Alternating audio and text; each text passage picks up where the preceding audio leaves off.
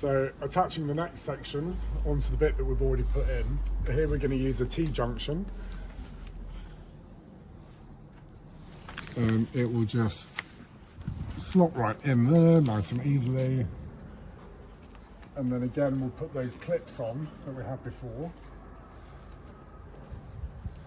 Put these little Velcro wraps around.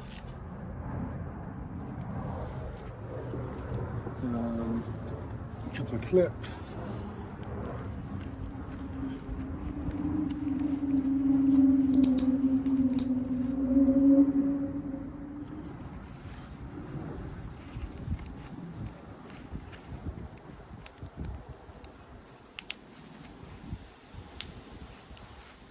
Brilliant.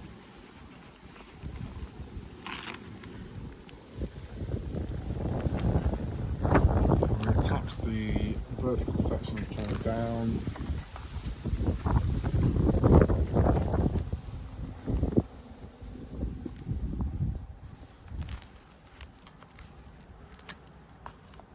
Oh yeah, sorry. I missed out the third. There we go.